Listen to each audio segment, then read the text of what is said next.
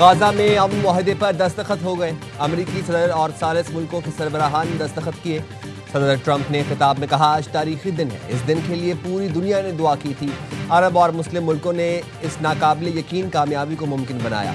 अमन मुआहदा बड़ी कामयाबी है। गाजा में अमन और तरक्की होगी। तकलीफ और खून रेजी के बाद जंग का खात्मा हो चुका। इंसानी इमदाद गाजा में पहुंच रही है। एक नया और खूबसूरत दिन तुलू हो रहा है। अब तामीर नौ का वक्त है। हम सब ताउन करेंगे। मिस्री सदर अब्दुल फताह अल सीसी ने कहा, गाजा मंसूबा 2 रियासती हल के नफाज की सियासी राह हमवार करेगा।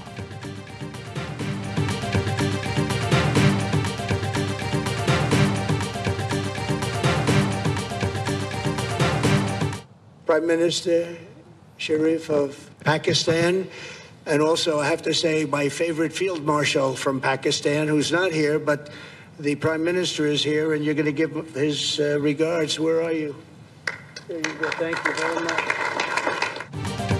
अमरीकी सदर Trump field marshal Asim Munir के मद्दाह। शर्म अल शेख अमन कॉन्फ्रेंस में खिताब के दौरान कहा, पाकिस्तान से मेरे पसंदीदा फील्ड मार्शल यहाँ मौजूद नहीं, लेकिन वज़ीर आज़म यहाँ मौजूद हैं। वज़ीर आज़म शहबाज शरीफ, क्या आप फील्ड मार्शल आसिम मुनीर की जानिब से नेक ख्वाहिशात का इजहार करेंगे? सदर डोनाल्ड ट्रंप ने शहबाज शरीफ को खिताब की दावत दी और कहा, आप वो भी कहेंगे जो उस दिन कहा था।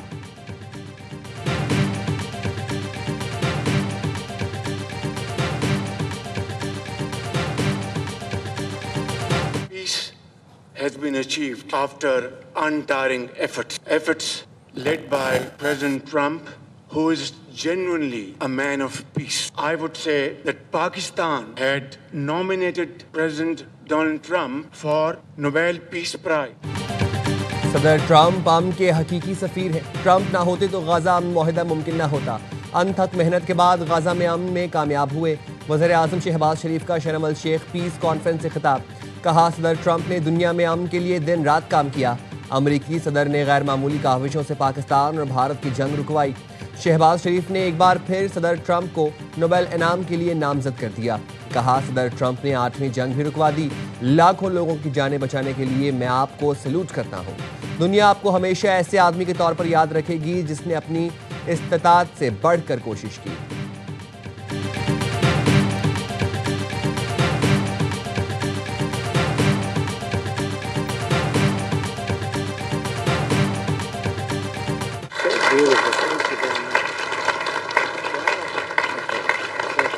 Very kind. Thank you. Wow, I didn't expect that. Let's go home. There's nothing more I have to say. Goodbye, everybody.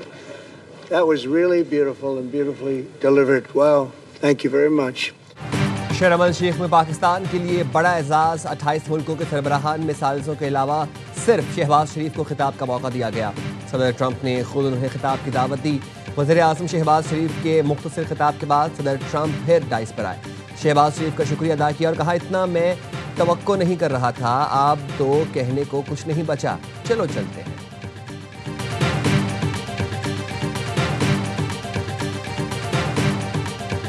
Gaza में अमन मुआहदे पर अमल दरामद का आगाज। हमास ने 20 जिंदा यरगमाली रिहा कर दिए।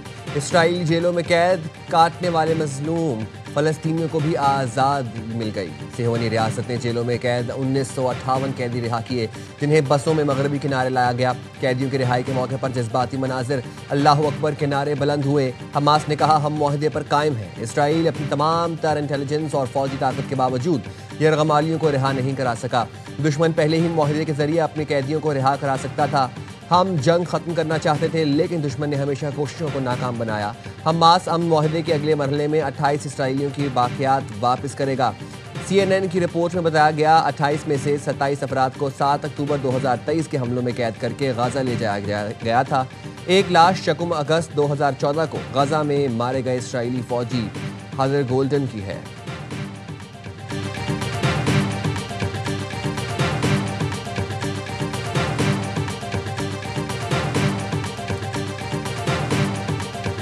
शर्म अल शेख में वज़ीर आज़म शहबाज शरीफ की आलमी रहनुमाओं से मुलाकातें। गाजा जंग बंदी और मशरिक़ वस्ता में अमन के इक़दाम पर तबादला ख्याल। उर्दन के शाह अब्दुल्ला दोम से मुलाकात में समूद सोटेला की गिरफ्तार कारकुनों की वापसी में ताउन पर शुक्रिया अदा किया। नायब वज़ीर आज़म इसहाक डार की अमरीकी वज़ीर ख़ारजा मार्को रूबियो से मुलाकात। इसहाक डार तुर्क वज़ीर ख़ारजा खाकान फिदान से भी मिले। गाजा जंग बंदी के लिए अमरीका और तुर्की के किरदार पर खिराज तहसीन पेश किया।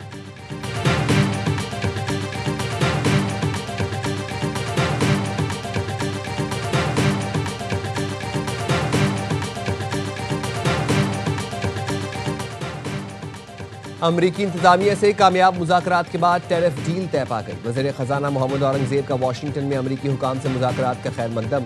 मुआवन अमरीकी वज़ीर ख़जाना से मुलाकात में वज़ीर ख़जाना ने अमरीकी कंपनियों को तेल, गैस, मादनियात, ज़राअत और IT में सरमायाकारी की दावत दी।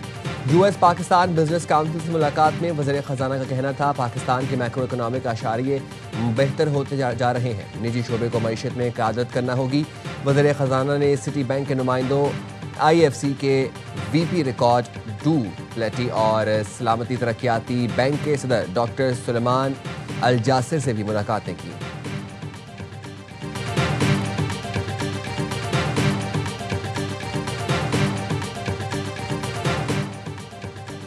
पाकिस्तान का अक़वाम मुत्तहिदा में भारत को करारा जवाब। पाकिस्तानी सफारतकार आसिफ खान ने मोदी सरकार का घिनौना चेहरा बेनकाब कर दिया। कहा कि जम्मू कश्मीर आलमी सतह पर तस्लीम शुदा मुतनाज़ इलाका है। भारत हर साल झूठ पर मबनी पुराना स्क्रिप्ट लेकर आता है। भारत खुद को मजलूम जाहिर करके अपनी रियासती दहशतगर्दी छुपा रहा है। भारत कल अदम BLA, TTP, मजीद ब्रिगेड जैसे गिरोहों की पुष्टपनाही कर रहा है। हज़ारों पाकिस्तानी शहरी भारतीय हिमायत याफ्ता दहशतगर्दी का निशाना बने। भारत दुनिया की सबसे बड़ी जमहूरियत नहीं, सबसे बड़ी गुमराह रियासत है। पाकिस्तान कश्मीरियों की मुनसिफाना और पुरअमन जिद्दोजहद आज़ादी की हिमायत जारी रखेगा।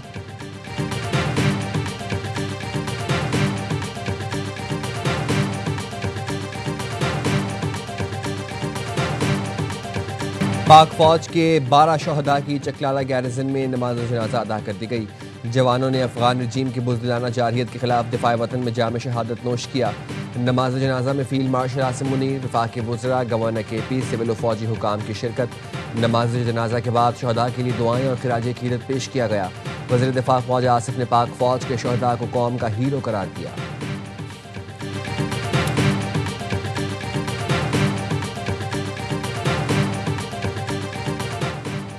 काबिज़ तालिबान रजीम पाकिस्तान के दाखिली मामलात पर तबसरे से गुरेज करे। पाकिस्तान का अफगान तालिबान रजीम के बयानात पर रद्द-ए-अमल। तर्जुमान दफ्तर खारजा ने कहा काबिज़ तालिबान रजीम अफगानिस्तान के मसाइल पर तवज्जो दे। पाकिस्तान को अपने अंदरूनी मामलात पर किसी के मशवरे की ज़रूरत नहीं। काबिज़ तालिबान रजीम दोहा मुआहदे में किए गए वादों की पासदारी करे। अपनी सरजमीन दहशतगर्दी के लिए इस्तेमाल न होने दें।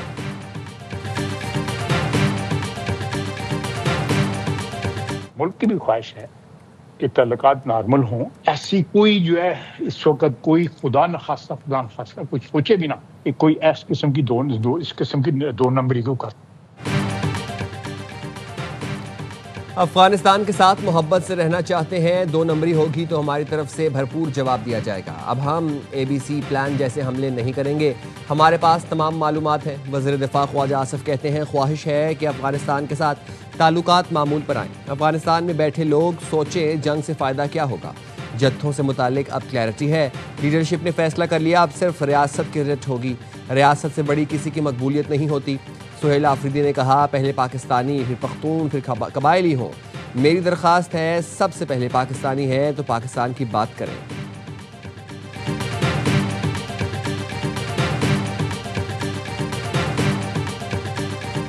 जहां पर दहशतगर्दी है यानी खैबर पख्तूनख्वा की गवर्नमेंट, हमारे पार्लियामेंटेरियन, वहाँ के माहिदीन, वहाँ के मशरान, उनको आपने एतमाद में लेना होगा, तब इसका हल निकलेगा। आपने अफगान पॉलिसी पर नजरसानी करनी होगी। PTI के सुहेल आफरीदी 90 वोट लेकर खैबर पख्तूनख्वा के नए वज़ीर आला मुंतखब।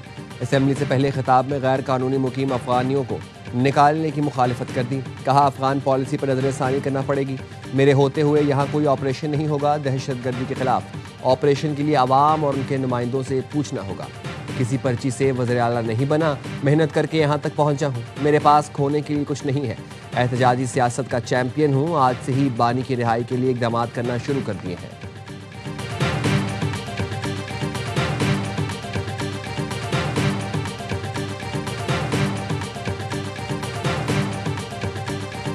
आइन का आर्टिकल 255 ये कहता है कि अगर कोई ऐसा शख्स जो आइन की रूह से हल्फ लेने का पाबंद है, वो हल्फ लेने से इनकार करता है या हल्फ नहीं लेता या हल्फ नहीं ले सकता, तो चीफ जस्टिस साहब को इस्तेहकाक हासिल है कि वो किसी भी शख्स को कह सकते हैं कि वो हल्फ ले।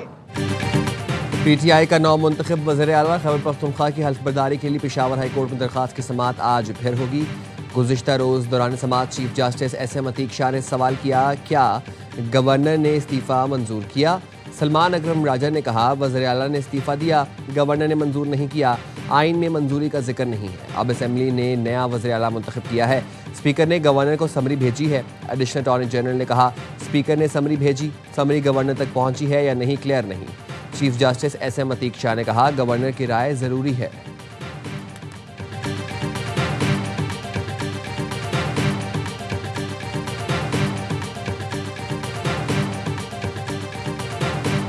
मैंने इमरान खान के हुक्म पर अपनी वज़ारत आला से इस्तीफा 8 तारीख को उसी दिन जिस इमरान खान ने हुक्म दिया मैंने दे दिया था। मैं इसी तस्दीक करने के साथ साथ ये भी कहता हूँ कि एक जमहूरी अमल के अंदर मजाक ना बनाया जाए।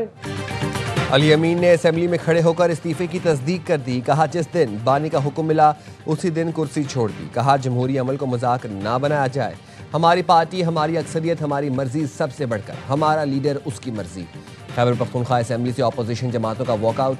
वज़ीर आला के इंतखाब के खिलाफ आज अदालत जाने का ऐलान। अपोजिशन लीडर इबादुल्ला का कहना है, एक वज़ीर आला की मौजूदगी में दूसरे वज़ीर आला का इंतखाब गैर आइनी है। Speaker KP assembly Babar Saleem ने रूलिंग देते हुए कहा, वज़ीर आला मुस्ताफ़ी हो जाएं तो गवर्नर की मंजूरी लाजमी नहीं।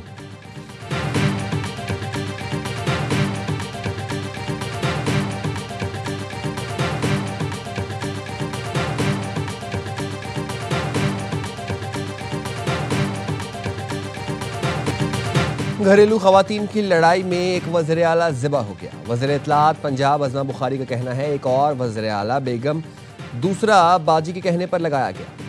और सुहेल अफरीदी बढ़के मार रहे हैं कि किसी पर्ची पर नहीं आए। भाईजान, आप फर्शी वज़ीर आला हैं। अलीमा बाजी को फर्शी सलाम करके यहाँ तक पहुँच गए। उन्होंने हर चीज़ को ज़मान पार्क समझा हुआ है कि इसको उठाकर इधर कर दो और उसको उठाकर उधर बिठा दो।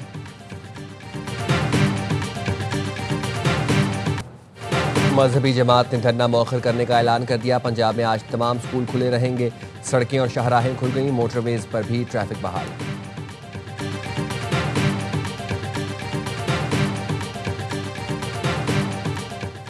नारोवाल में CCD पुलिस और डाकुओं में फायरिंग का मुबैना तबादला। 2 डाकू हलाक। CCD हुकाम के मुताबिक डाकुओं ने शहरियों को लूटने के लिए नाका लगा रखा था। पुलिस पार्टी को देखते ही डाकुओं ने फायरिंग कर दी। पुलिस की जवाबी फायरिंग से 2 डाकू हलाक हो गए। 2 फरार होने में कामयाब। हलाक डाकू 30 से जायद वारदातों में मुलव्वस थे। डाकुओं की शिनाख्त आसिफ और मोहसिन के नाम से हुई।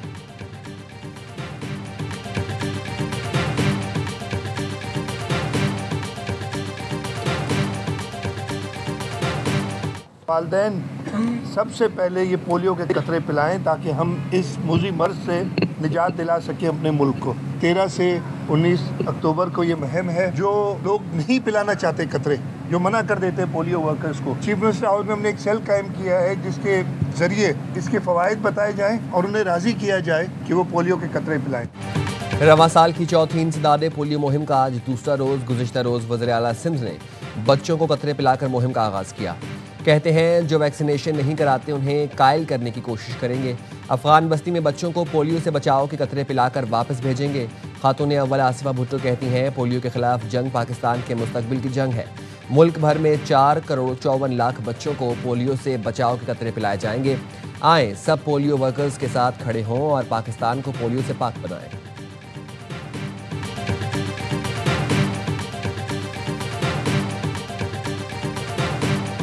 लाहौर टेस्ट के तीसरे रोज जनूबी अफ्रीका की टीम 6 विकेटों पर 216 रन से खेल आगे बढ़ाएगी।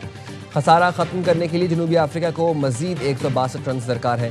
गुज़िश्ता रोज के खेल में नुमान अली ने मेहमान टीम के 4 बैटर्स को पेविलियन की राह दिखाई। कौमी टीम पहली इनिंग्स में 378 रन बनाकर आउट हुई। जनूबी अफ्रीका के मुत्तस्वामी ने ओवर में 3 विकेटें हासिल की। नुमान अली और साजिद खान बगैर कोई रन बनाए आउट हुए। शाहीन 7 रन बना सके। पाकिस्तान की आखिरी 5 विकेटें सिर्फ 16 रन पर गिनी। सलमान अली आगा और इमामुल हक ने 93, कप्तान शान मसूद ने 76 और रिजवान ने 75 रन बनाए।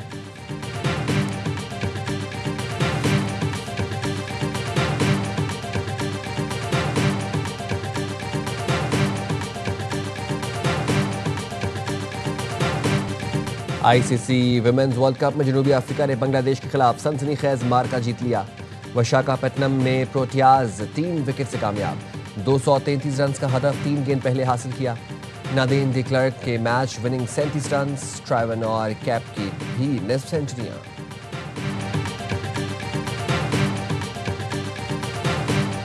और कौमी विमेंस टीम की बैटर ईमान फातिमा की सालगिरह, कोलंबो में साथी खिलाड़ियों के साथ बर्थडे केक काटा। स्क्वाड ने इंग्लैंड के खिलाफ मैच के लिए 3 घंटे भरपूर प्रैक्टिस की। खिलाड़ियों को फिजिकल ट्रेनिंग, फील्डिंग, रनिंग और कैचिंग की मशकें भी कराई गईं। मेगा इवेंट में गर्ल्स इन ग्रीन का अगला मुकाबला बुध को इंग्लैंड से होगा।